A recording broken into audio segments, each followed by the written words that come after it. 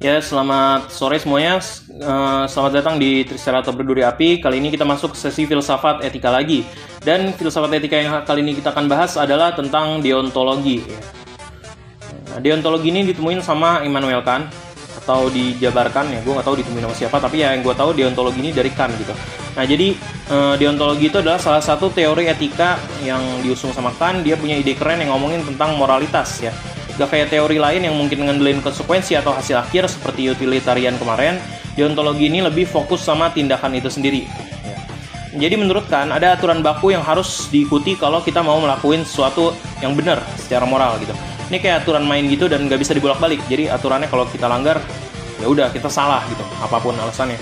Nah, aturan itu disebut kategoris imperatif, yang artinya semacam perintah mutlak. Jadi intinya kita harus kerjain sesuatu bukan karena ngerasa untung atau hasil akhirnya bagus, tapi karena itu benar secara moral.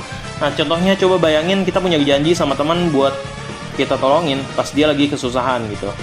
Lu bilang sama temen lo, tenang aja, ada gua kalau lagi susah gitu kan. Nah, menurut deontologi kan, kita tetap harus nolong dia.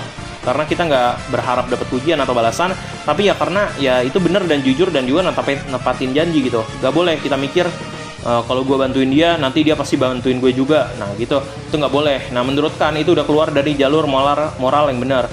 Nah ceritanya begini, deontologi ini kayak dipakai aturan baku yang nggak bisa digoyang-goyang.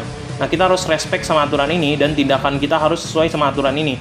Jadi nggak boleh curang, nggak boleh mikirin untung sendiri, tapi bener-bener harus ngikurin aturan moral yang udah ditetapin. Nah biar lebih jelas, bayangin aja kita lagi di kantin kampus dan kita ngeliat dompet teman kita jatuh. Kalau menurut deontologi kan kita nggak boleh mikir, ah enak nih bisa dapat duit tambahan kalau gue ambil dompetnya.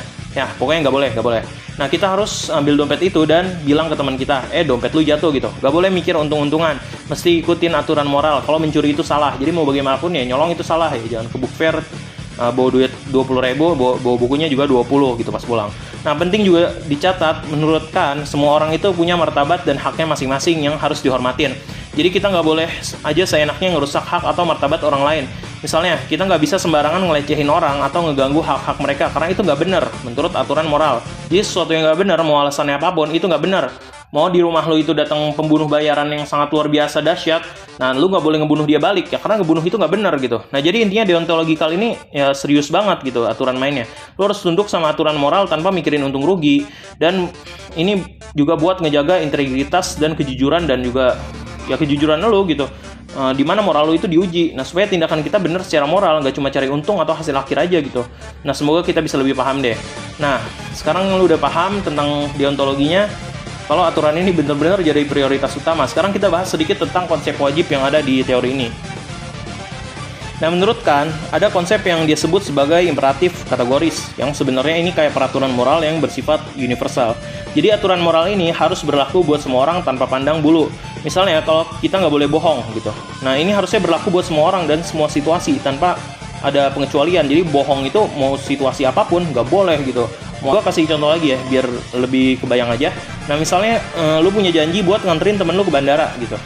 Nah kalau lu ngikutin imperatif kategoris, itu berarti ya kita harus ngerjain janji itu tanpa mikir keuntungan atau konsekuensi buat diri kita sendiri. Meskipun kita mungkin punya alasan atau godaan buat gak nganterin gitu, misalnya ada alasan kuliah lah segala macem. Ya tapi menurut Immanuel kan ya nggak boleh nggak nepatin janji, ya harus nganterin dia ke bandara, bodo amat gitu. Pokoknya harus. Nah oke, sekarang kita juga coba bayangin lagi tentang konsep maksim. Nah ini istilah dideontologikan yang berarti prinsip atau niat dibalik suatu tindakan gitu. Jadi di setiap tindakan yang kita lakuin itu punya maksimnya masing-masing. Nah kalau maksim itu nggak sesuai sama aturan moral, menurut kan sebaiknya nggak usah lakuin tindakan itu. Kita punya niat pinjemin uang ke teman gitu, tapi nggak punya niat buat balikin gitu.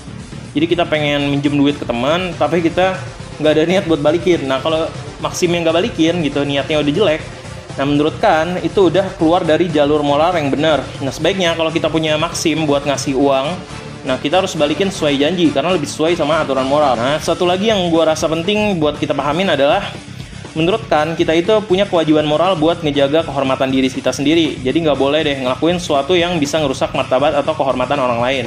Gue kasih contoh lagi, misalnya kita sengaja nyebarin gosip palsu yang bisa ngerusak reputasi teman kita. Nah menurut Kant itu udah benar-benar gak bermoral ya, itu udah benar-benar jahat banget. Nah jadi dengan prinsip ini, deontologikan itu ngebentuk dasar buat kita bertindak dengan integritas jujur dan terhormat terhadap hak-hak orang lain. Dan kalau kalau kita bisa ngerespek aturan mainnya, menurut Kan berarti kita udah berusaha jadi orang bertanggung jawab secara moral.